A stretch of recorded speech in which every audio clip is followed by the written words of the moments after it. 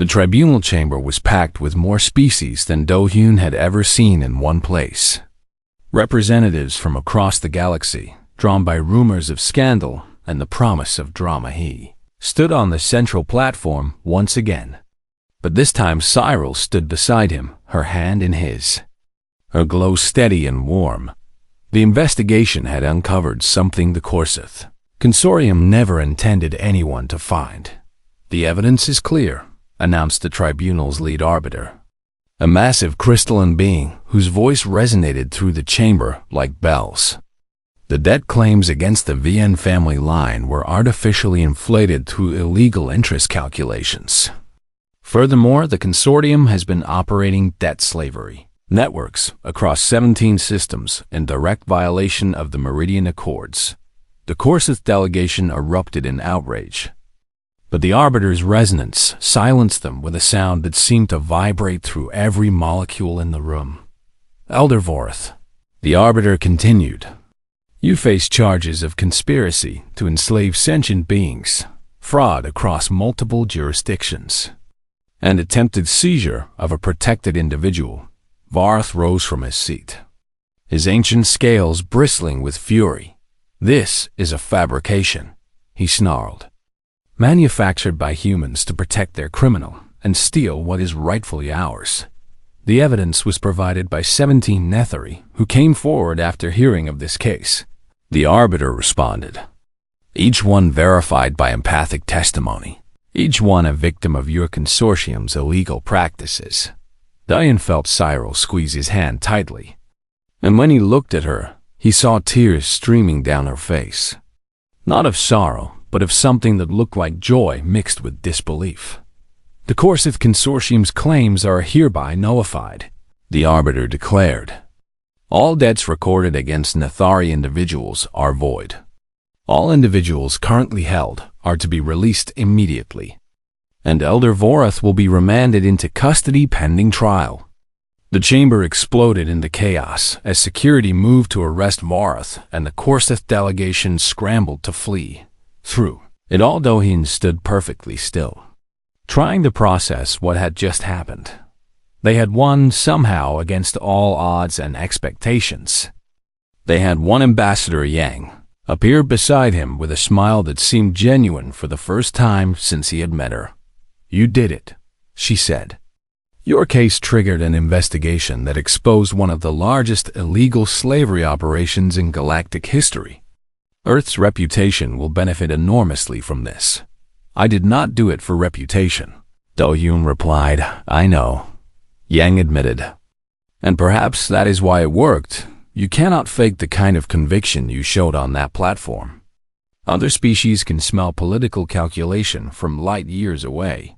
But you were simply a man trying to do the right thing. She paused and something like respect entered her expression. We could use more people like you, she said. If you ever want a job that does not involve getting shot at by pirates.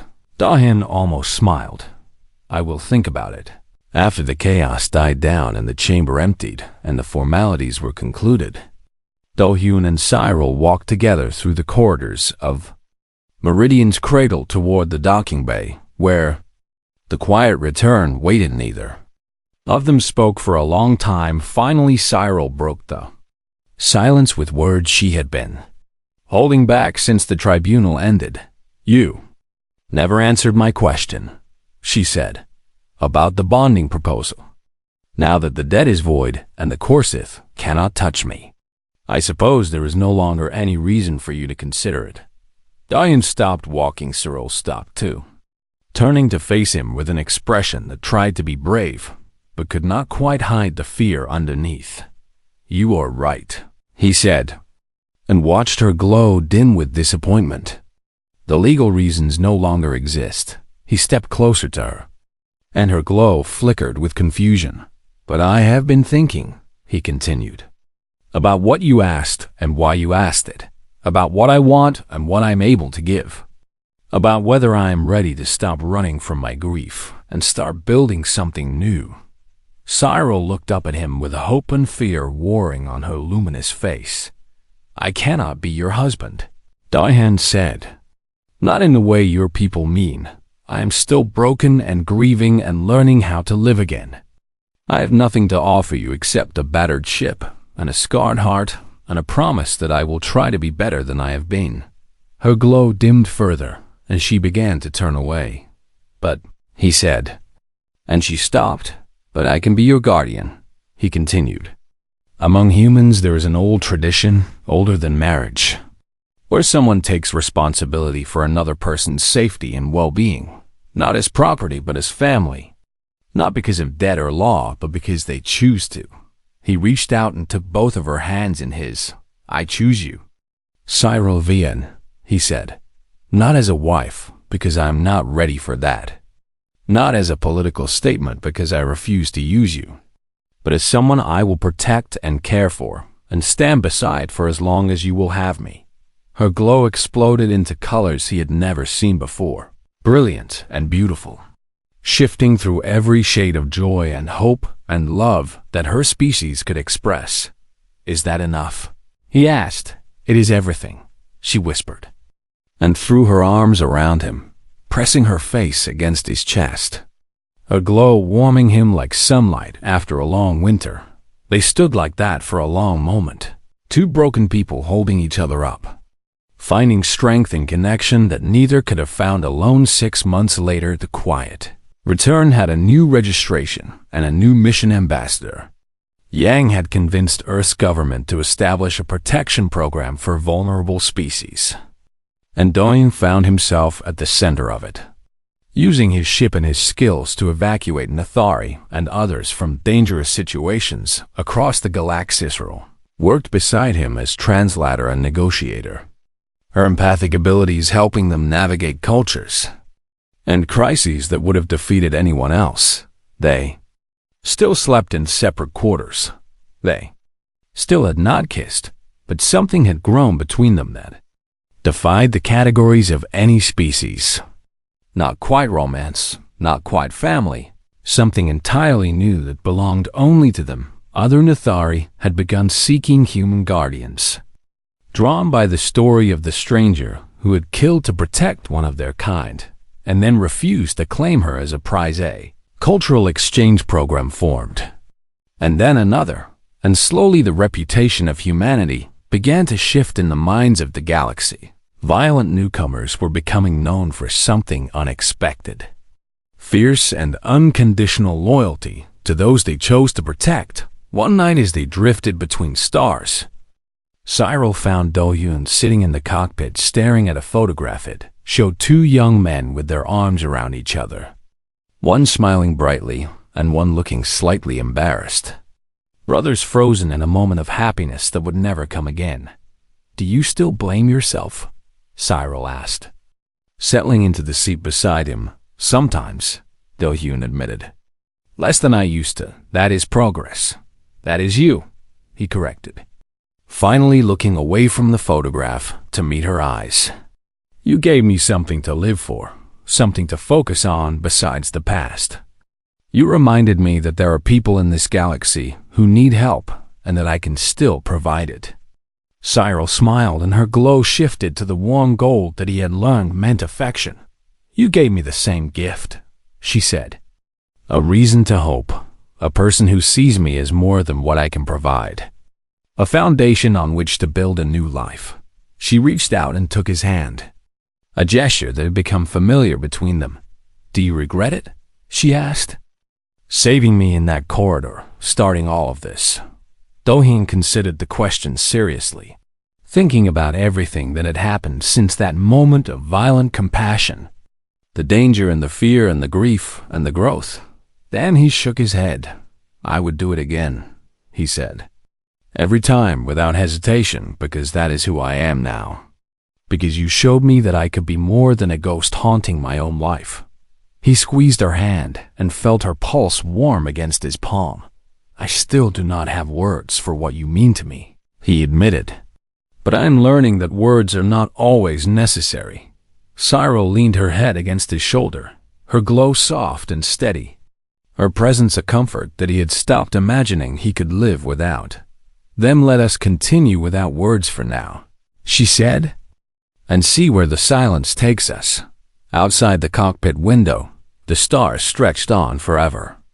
Ancient and indifferent to the small dramas of mortal beings, but inside the quiet return, two people who had been alone for too long sat together in comfortable silence. And the future seemed brighter than it had in years. They were not married.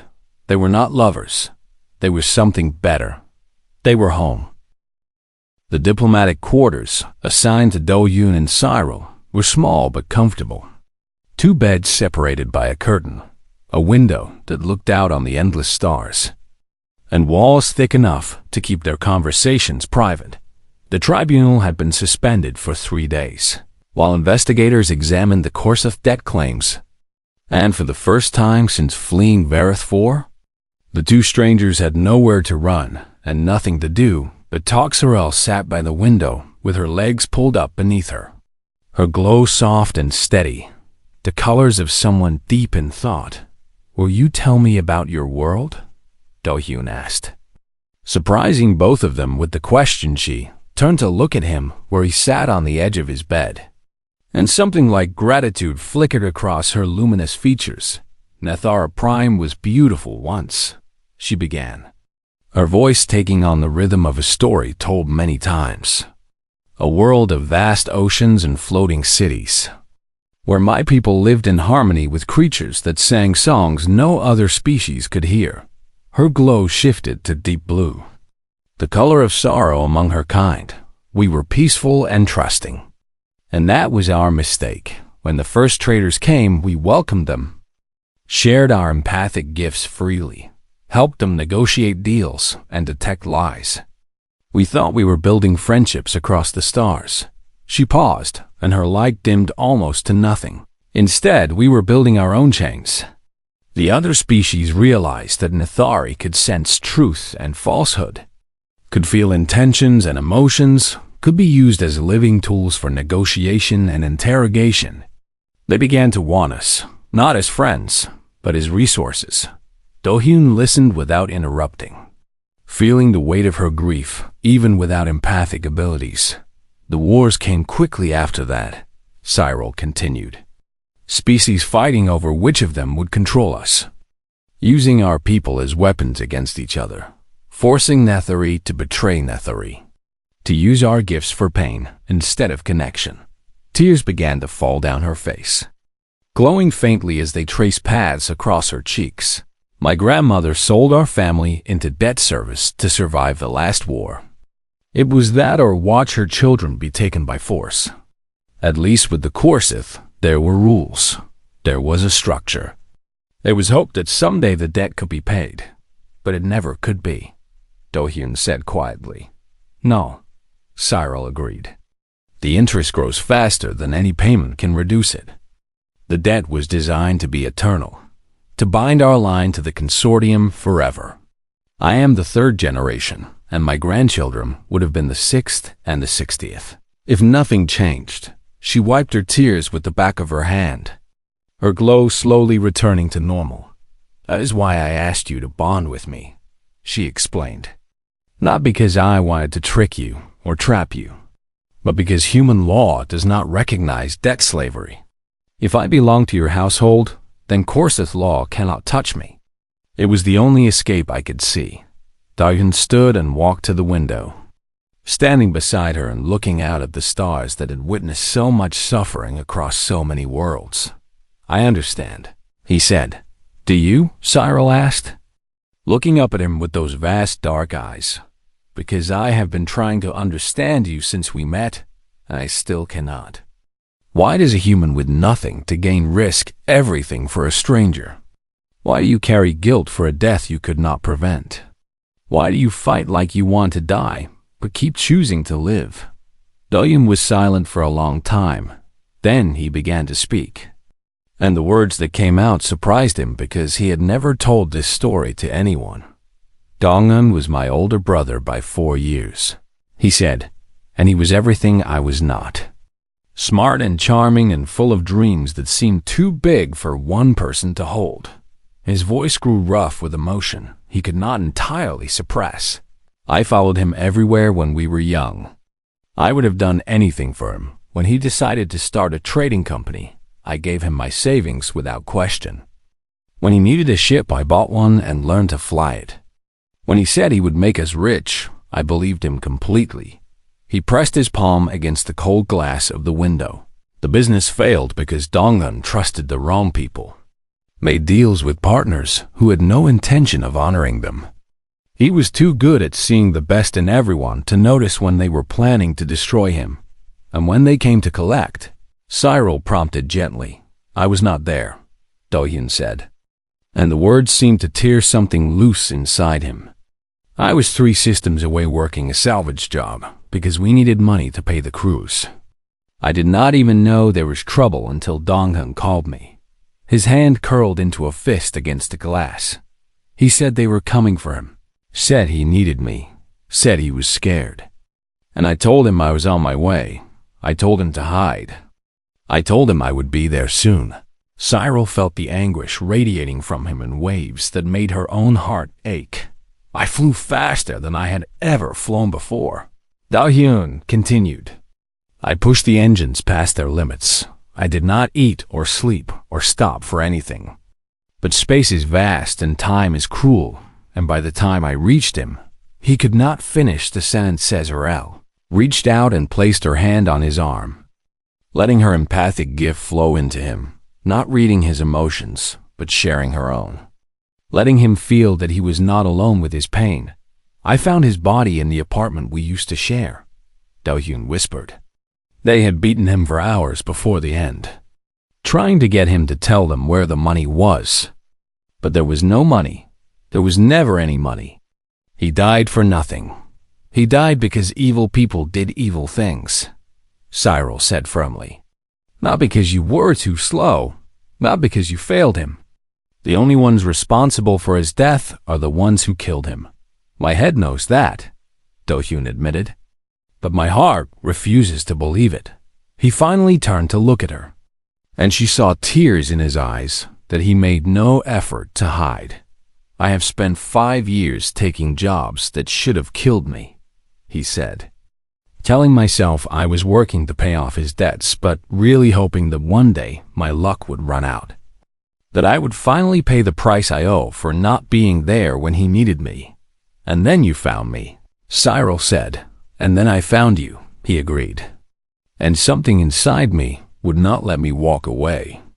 Could not watch another innocent person die because I was too late or too slow or too afraid. Cyril stood and faced him directly, her glow brightening to warm gold. You saved me because you could not save him, she said. But you stayed with me, protected me, flew through pirates and politics and danger. You did all of that because some part of you is still alive, despite your best efforts to kill it. Do-hyun stared at her as if seeing her clearly for the first time. Your brother would be proud of you. Cyril continued, not because you won or succeeded or became rich, but because you are still trying, still fighting, still choosing to help strangers, even when it costs you everything. You do not know that, he said, echoing words he had spoken before.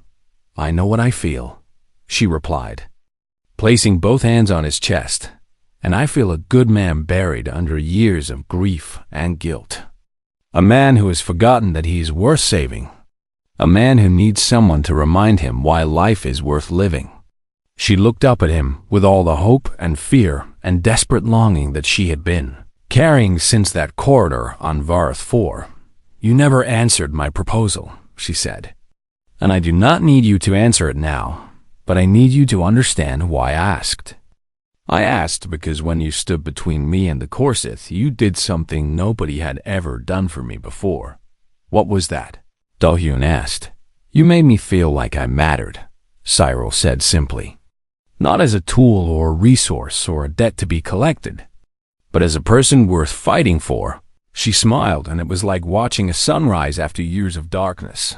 Whatever happens tomorrow, whatever the tribunal decides, I want you to know that you already saved me, Kang Do-hyun. Not from the Korsith, but from believing that nobody in this cold galaxy would ever see me as anything more than property. Do-hyun looked at her glowing face and felt something crack inside his chest. Not breaking, but opening, like a door that had been locked for 5 years, finally swinging free. He still had no words, but he reached out and took her hand. And he held on like he never intended to let go. Meridian's cradle was the largest diplomatic station in the known galaxy. A massive structure that floated in neutral space and enforced peace through the simple threat of overwhelming firepower. Here all species met to negotiate, to argue, to resolve disputes without the cost of war. And here Kang Do-hyun found himself standing before a tribunal that would decide his fate.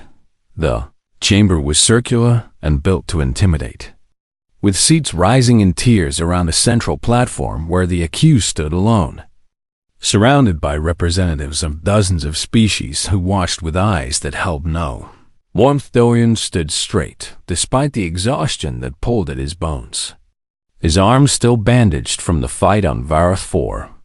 His face showing nothing of the fear that churned in his guts. Sorel sat in the gallery with the other Nathari, her skin dim with anxiety, her dark eyes never leaving him. The Korstith delegation occupied an entire section of the chamber, led by an ancient reptilian creature called Vareth, who had been collecting debts across the galaxy for longer than humanity had traveled among the stars. This human killed a licensed debt collector in the lawful execution of his duties, Vareth declared, his voice echoing through the chamber with the weight of centuries of authority. The Korstith Consortium demands death price be paid in full. Human diplomat named Yang Chaewon rose from her seat in the Earth delegation, her expression carefully neutral, but her eyes sharp with calculation. The human in question was acting in defense of an innocent being against what appears to be unlawful seizure. She countered, "We request that the tribunal examine the nature of the debt being collected before rendering judgment." "The debt is legal and binding," Vareth snapped. "Recorded and witnessed according to all proper protocols. 3 generations old and accumulating interest. The Nethari female is property by every standard of galactic law. She is a person," Do-hyun said, and his voice cut through the chamber like a blade, silencing the murmurs that had begun to rise. Every eye in the room turned to him. "She is not property," he continued. "She is a living being with thoughts and feelings and dreams. And your consortium has no right to treat her like cargo to be collected." Vareth's cold eyes fixed on Do-hyun with something that might have been amusement in a creature capable of such emotion. "And what gives you the right to interfere?" the ancient Korstith asked. "You are not Nathari. You are not connected to this female by blood or bond. You are a stranger who chose violence over wisdom. So I ask again, why?" Do-hyun felt the weight of every gaze in the chamber pressing down on him, felt the judgment of species who had been traveling between stars, while humanity was still learning to use fire, because she needed help. He said simply, "Because they were hurting her and I could stop them. Because that is what you do when someone is in pain, and you have the power to end it." The chamber fell silent. Ambassador Yang leaned forward with sudden interest, recognizing an opportunity when it presented itself, but Vareth laughed, a sound like stones grinding together in a dry riverbed. "You killed for compassion," he said, making the words sound like a disease. "You risked your life and your freedom for someone who means nothing to you, someone whose existence had no value to your own survival or advancement. This is what you claim. Yes, then humans are even more foolish than we believed," Vareth declared. Turning to address the assembled tribunal, "This species acts without calculation, without consideration of cost and benefit. They are dangerous precisely because they cannot be predicted, because their behavior follows no logical pattern." Or perhaps, a new voice interrupted, and the Nathari elder rose from the gallery with skin glowing bright with ancient authority. "Perhaps humans are simply willing to pay prices that other species find too high." The chamber rustled with surprise at this intervention. The Nathari rarely spoke in galactic forums, Their numbers too few, and their power too weak to matter in the great game of politics. We have watched humanity since they first reached the stars. The elder continued, her voice carrying the harmonics of deep emotion that her species could not hide. We have studied them, feared them, wondered at them. And what we have learned is this: they are capable of terrible violence, yes, but also of terrible love. She turned to look at Do-Yoon with eyes that seemed to hold centuries of sorrow. This human killed to protect someone he did not know, asked nothing in return, expected nothing in return. And this is not foolishness, honored Vorith. This is something your species has forgotten the name for. And what would you call it? Vorith demanded with contempt dripping from every syllable. We call it grace. The elder replied. Ambassador Yang seized the moment. Rising from her seat with practiced elegance, Earth formally extends its protection to the accused and requests a recess to examine the legality of the original debt, she announced. Furthermore, we suggest that any species engaging in what amounts to slavery may be in violation of the Meridian Accords, which prohibit the ownership of sentient beings. The chamber erupted into chaos as a dozen delegations began shouting objections or support. Through it all, Do-Yoon stood on the platform watching Cyril in the gallery, seeing the hope that had begun to bloom on her luminous face later. In a private room assigned to the human delegation, Ambassador Yang outlined her strategy with the enthusiasm of a predator who had spotted wounded prey. This is perfect, she said, pacing back and forth while her assistants took notes. A human defending an innocent alien against exploitation. It is exactly the image we need to project. Humanity as protectors rather than aggressors. She is not an image, Do-Yoon said quietly. Of course not, Nang agreed without really listening. But you must understand the political reality here. Earth's position in the galactic community is fragile. Other species still see us as violent newcomers. This case could change that perception permanently. She stopped pacing and fixed Do-Yoon with an intense stare.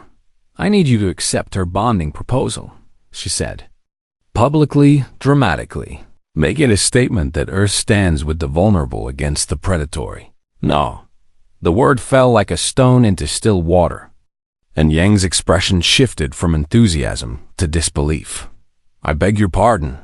I said no, Do-Yoon repeated. I will not use Cyril as a political tool. I will not pretend that I feel something I do not just to improve Earth's reputation. She deserves better than that. She deserves to be free, Yang countered sharply. And your stubbornness may cost her that freedom. Do you understand what will happen if the tribunal rules against you? You will be executed, and she will be returned to the corset as property. Do-Yoon met her gaze without flinching. Then find another way, he said, because I will not lie to save myself. And I will not lie to her. He left the ambassador standing speechless in the middle of her carefully planned strategy. In the corridor outside, he found Cyril waiting for him, her skin shifting through colors he was beginning to recognize. Soft blues of concern mixed with warm gold of affection.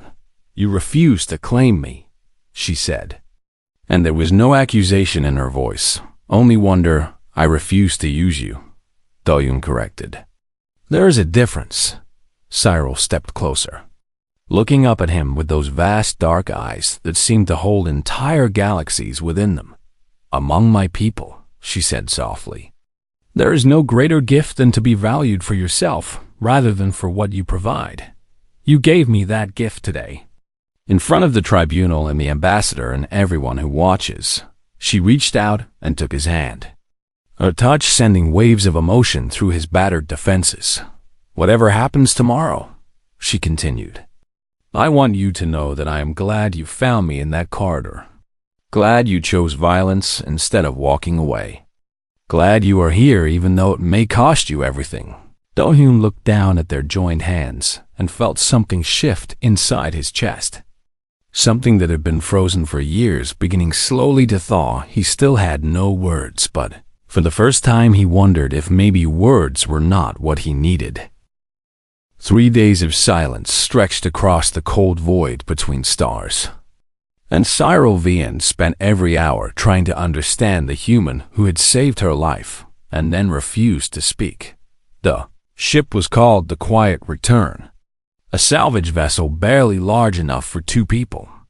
Its metal walls scarred by years of hard use and its engines, humming with a sound that never stopped. Doyen had pulled her aboard without a word when security closed in on the corridor, had launched them into space before anyone could stop him, had set a course for neutral territory, and then retreated to the cockpit where he sat staring at nothing. He had not answered her proposal among the Nethari.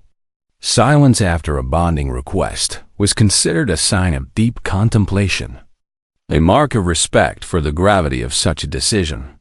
And Cyril allowed herself to hope that his quiet meant he was taking her seriously. She did not understand that human silence could mean something very different. On the 3rd day, she found the medical supplies and approached him carefully, holding bandages and healing gel in her small hands. "Your arm," she said.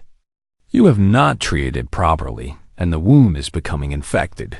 Do-hyun looked at her with eyes that seemed to see something far away, something painful, and then he shrugged and extended his injured arm. Without speaking, Cyril cleaned the wound and applied the gel, her delicate fingers working with practiced care, and she felt the heat of his skin and the steady thrum of his pulse beneath her touch. Her people were empaths, able to sense emotions through physical contact, and what she felt from Do-hyun made her breath catch in her throat. There was grief inside him, vast and dark like a collapsed star, pulling everything into its gravity and letting nothing escape. There was guilt wrapped around that grief like chains, binding him to some moment in the past that he could not release, and beneath all of it there was a terrible exhaustion, the weariness of someone who had been fighting for so long that they had forgotten why they started. "You carry something heavy," she whispered without meaning to speak. Do-hyun pulled his arm away sharply, his expression closing like a door slamming shut. "Stay out of my head," he said, and his voice was rough with warning. "I was not trying to read you," Cyril protested. "My abilities work through touch, and I cannot always control what I sense. I am sorry." He said nothing, returning his gaze to the starfield beyond the cockpit window. The silence stretched again. Cyril should have left him alone, should have retreated to the small cabin he had given her and waited for him to be ready. But her people were dying across the galaxy, and she had no patience left for careful approaches. "Why did you save me?" she asked. "You did not know me. You had nothing to gain. The Korseth could have killed you, and nearly did. So why did you fight for a stranger?" Do-hyun did not answer for so long that Cyril thought he would ignore her question entirely, and his voice came out quiet and broken like glass grinding against itself. "Because I was not fast enough to save someone else." Before Cyril could respond, alarms began screaming throughout the ship. The scanner showed 3 vessels dropping out of faster-than-light travel directly ahead, their weapon systems already powering up, their hulls marked with the symbols of pirates who preyed on ships traveling through lawless space. "Get to the cabin and strap in," Do-hyun ordered. And something in his voice changed, becoming cold and focused and utterly without fear. "You cannot fight 3 ships," Cyril said. But she was already moving toward the back of the vessel. "I am not going to fight them," Do-hyun replied, his hands dancing across the controls. "I am going to kill them." What followed was the most terrifying experience of Cyril's young life. Do-hyun flew the Quiet Return like it was part of his own body, spinning and diving between the larger ships, using their size against them, forcing them to nearly collide with each other when they tried to target him. He fired back with weapons that should not have been on a salvage ship, cutting through shields and armor with precision that spoke of years of practice. One pirate vessel exploded in a ball of fire that lit up the void like a small sun. Another tried to flee, and Do-hyun chased it down, hammering its engines until it drifted dead in space. The third managed to get close enough to board, clamping onto the quiet return with magnetic locks. And Cyril heard the sound of cutting tools burning through the hull. Dohyun picked up a weapon from beneath his seat and walked toward the breach with the calm stride of someone going to a job they knew. While through the open doorway of her cabin, Cyril watched him kill 4 pirates in less than 30 seconds, moving with brutal efficiency that seemed almost mechanical, his face empty of expression. His eyes showing nothing at all. When it was over, he stood among the bodies breathing hard, blood on his hands that was not his own. And Cyril felt the emotions rolling off him even from across the room. There was no triumph, no relief, no satisfaction. There was only that same terrible exhaustion and a grief so deep it seemed bottomless. "You fight like you want to die," she said. And the words escaped before she could stop them. Dohyun turned to look at her, and for a moment she saw something flicker in his empty eyes. Something that might have been surprise or might have been pain. "Maybe I do," he admitted. And the confession seemed to take something out of him, his shoulders slumping, his weapon lowering to his side. "Then why do you keep surviving?" "Because dying is easy," he said. "And I do not deserve easy." He turned away to deal with the bodies and the damage, leaving Cyril alone with the echo of his words later, after the ship was secured and the pirate vessel detached and set adrift. Cyril found him sitting in the cargo hold with his back against the wall and his head in his hands. She sat down beside him, close enough to touch but not touching, respecting the boundaries he had established. "Will you tell me," she asked, "about the person you could not save?" The silence stretched so long that she thought he would refuse. Then he began to speak in a voice that cracked with every sentence. His brother Dongun had been the bright one, the ambitious one, the one who dreamed of building something great while Dohyun followed in his shadow, happy to let someone else lead. Dongun had started a business that failed, had borrowed money from people who did not forgive debts, had called Dohyun for help when they came to collect Dohyun, had been 3 systems away working a salvage job. And by the time he reached his brother, it was too late. He found the body still warm, the apartment destroyed, the debt collectors long gone. "I should have been there," Dohyun whispered. "I should have been faster. I should have known. I should have saved him." Cyril reached out and placed her hand against his chest, feeling his heartbeat thundering beneath her palm, feeling the weight of his guilt like a physical thing pressing down on his soul. "Your brother's death was not your fault," she said, and she poured her empathic ability into the words, letting him feel that she meant them with every part of her being. "You could not have known. You could not have prevented it. The people who killed him are responsible, not you." Diane looked at her with eyes that glistened with tears he would not let fall. "You do not know that," he said. "I know what I feel from you," Cyril replied. "And I feel a man who loved his brother, who would have died in his place if he could have, who has been punishing himself for something he could not control." She let her glow brighten, the colors shifting to warm gold and gentle pink, the shades her people used for comfort and acceptance among the Nethari. "We believe that the broken ones are sacred," she told him, "because they have already paid the price that others fear. They understand suffering. They can recognize it in others. They know how to stand in the darkness and still reach for the light." Dohyun stared at her for a long moment, then he laughed. And it was a broken, terrible sound, more sob than humor. But it was real, and it came from somewhere deep inside that had been locked away for years. "You are strange," he said. "So are you," she replied. "And yet here we are, 2 strange creatures floating through the void together." She did not ask about the proposal again, but she did not withdraw it either, and somewhere in the silence that followed, the distance between them began to shrink. The mining station on Vareth 4 smelled like rust and desperation, and Kang Do-hyun had learned to ignore both. He walked through the crowded lower decks with his head down and his hands in his pockets.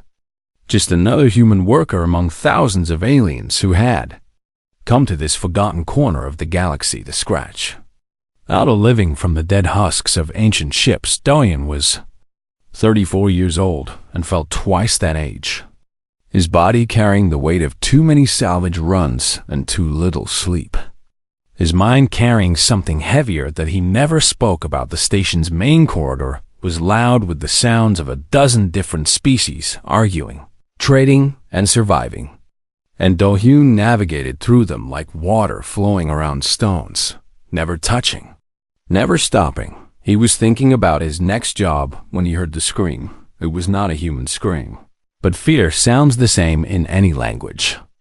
And Do-hyun's feet changed direction before his brain gave permission in a side corridor near the translator offices. 3 Korsith traders had cornered a young alien female against the wall, their massive scaled bodies blocking any escape, their clawed hands reaching for her. The Korsith were reptilian and stood nearly 7 feet tall, their eyes cold and calculating. Their society built entirely on the concept of debt and ownership. The girl they were grabbing was Nethari, and Do-hyun had seen her species before, but never up close. Their skin carrying a soft glow like moonlight trapped beneath flesh. Their large dark eyes holding an ancient sadness that seemed bred into their very bones. She was young, maybe 19 in human years, and she was terrified. "The debt transfers to you now," one of the Korsith was saying, his voice like gravel scraping metal. "Your family sold themselves 3 generations ago, and we have come to collect what is ours. Please," the girl begged, her voice barely a whisper. "I will work. I will pay. Just give me time." "Time is money," another Korsith laughed, "and you have neither. So you become property instead." The lead Korsith grabbed her arm, and she cried out in pain. And something inside Do-hyun snapped like a cable under too much strain. "Let her go." The words left his mouth before he could stop them. And all 3 Korsith turned to look at this small human who dared to interrupt their business. "Walk away, mammal," the leader growled. "This does not concern your kind." I said let her go. The Korsith exchanged glances that might have been amusement on their alien faces. And the leader released the girl only to step toward Do-hyun with murder in his cold eyes. "You wish to interfere in legal debt collection?" he asked. "Then you accept the consequences." He swung his massive clawed hand at Do-hyun's head, expecting the small human to crumple like wet paper. Do-hyun ducked under the blow and drove his fist into the Korsith's throat, hitting the soft spot between the scales that he had learned about during a bar fight 3 years ago. And the alien staggered backward, choking and gasping. The second Korsith roared and charged. And Do-hyun grabbed a metal pipe from the pile of junk against the wall and swung it with all his strength, catching the creature across the jaw and sending teeth flying. The third Korsith pulled a blade, and Do-hyun knew he was about to die, but he had stopped caring about dying a long time ago, and he charged forward anyway. The blade cut his arm, a deep gash that sprayed blood across the dirty floor. But Do-hyun got inside the Korsith's reach and slammed the pipe into his skull once, twice, 3 times, until the alien collapsed and stopped moving. The first Korsith had recovered enough to grab Do-hyun from behind, his massive arms crushing the human's ribs. And Do-hyun felt bones creaking under the pressure as darkness crept into the edges of his vision. Threw his head backward with all his remaining strength, feeling his skull connect with the Korsith's face, and the grip loosened just enough for Do-hyun to twist free and drive his elbow into the alien's damaged throat. The Korsith fell, clutching his neck and making horrible gurgling sounds that faded into silence. The second Korsith, the one Do-hyun had hit with the pipe, scrambled to his feet and ran, leaving his companions behind. One unconscious and one very clearly dead. Do-hyun stood in the corridor, breathing hard, blood dripping from his arm, surrounded by the aftermath of violence that had taken less than a minute. The Nethari girl had not moved from the wall, her bioluminescent skin flickering with colors that Do-yoon could not interpret. Her dark eyes fixed on him with an expression he did not understand. "Are you hurt?" he asked. And his voice came out rough and strange. She shook her head slowly. Never looking away from him, station security would arrive soon, and Do-yoon knew he should leave. Should disappear into the crowds and let the girl sort out her own problems. Because getting involved had already cost him too much, but his feet would not move. "You should go," he told her. "Get somewhere safe before more of them come. You killed for me," she said. And her voice was soft like wind through leaves, carrying harmonics that seemed to vibrate inside his chest. "I killed because they were going to hurt you," Do-yoon corrected. "Not the same thing. Among my people, it is exactly the same thing." She stepped toward him, and he noticed for the first time how small she was, barely reaching his shoulder. Her delicate frame making the violence she had almost suffered seem even more terrible. "I am Cyril Vian of the Nethari," she said. And there was something formal in her tone now, something ancient and ceremonial. "You have taken blood debt upon yourself by killing my claimant, and you have placed yourself in debt to the Corsic Consortium for the life you took."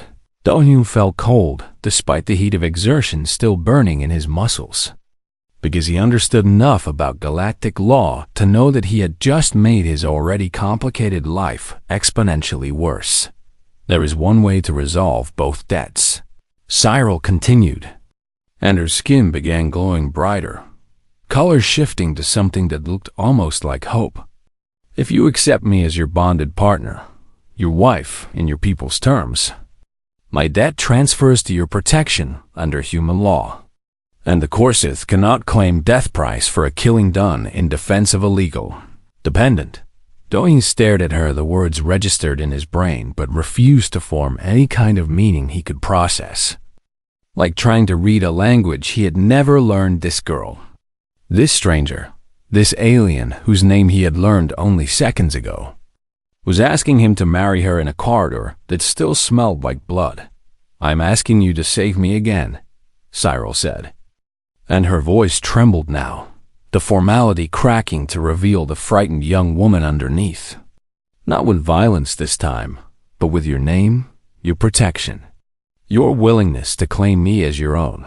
She waited for his answer. Security. Sirens began wailing somewhere in the distance. Do-yoon's arm throbbed with pain, and his ribs screamed with every breath, and his mind was completely blank. He had no words. He had absolutely no words at all.